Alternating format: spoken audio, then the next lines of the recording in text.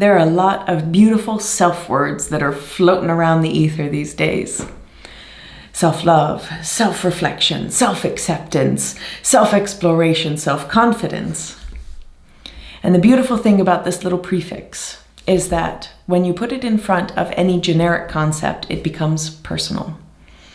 It's asking, well, not what does that mean in general, but what does that mean for me? Or how can I give this to myself? Now, there's one particular self-word right now that I think is super important to explore, and it's the topic of self-worth. It is the value that I find within myself for love, trust, and acceptance. And along with this, there's something that I call the FFP, the first focus point.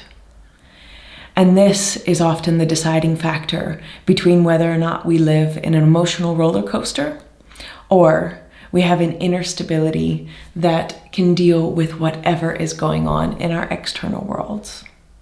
I'll give you an example.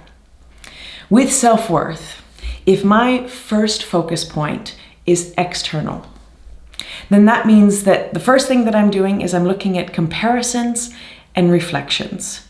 Comparisons being I'm looking at my colleagues or my peers or my partner, and I'm rating them consciously or unconsciously, and I'm determining where I fit in the ranking. Am I dead last? Am I killing it right up top? Am I floating somewhere mediocre in the middle? And the second point is reflections, both the verbal and nonverbal cues that I receive from my external world, the feedback that I get from my boss, the glance that one of my colleagues makes whenever they're listening to a presentation. And then I take all of those reflections and I bring them inside and I determine, okay, what does that mean for me?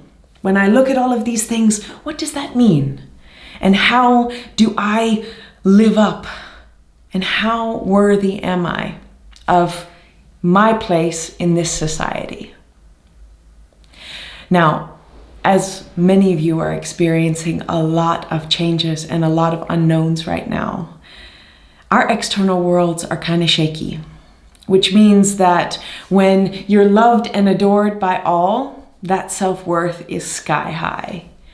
And when things don't go exactly as planned, when there are hiccups, then that self-worth might plummet. And we end up feeling like we're living in an emotional roller coaster. Now, what happens if we shift that first focus point internally? When we recognize that there is a certain choice and we make it personal, and we put the word choice in front of self-love, self-trust, and self-acceptance. Now, all of a sudden, all of these things become within our power to control.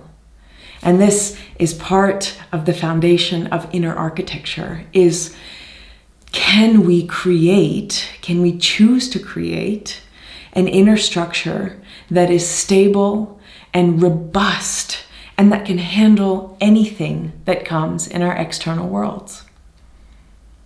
So whenever I recognize that I have the power to choose to love myself, to choose to trust myself, to choose to accept all of this beautiful, funky, messy quirkiness that I am, now I have this beautiful inner stability, that my value is not based on external reflections, but it is based on the fact that I am beautifully and wonderfully made exactly as I am, because I can't be anything else than I am in this moment. Then what happens when we begin to look at those external reflections and those comparisons is that when I have inner stability, that all of these things coming in from the outside become opportunities for growth and expansion instead of questions as to whether or not I am worthy of existence. So, where do you choose to put your FFP? Is your first focal point external and floating with whoever happens to be in front of you is tied to your self-worth? Or is your first focal point within yourself and choosing to create inner stability that allows you to grow and expand with confidence and with beauty and with love?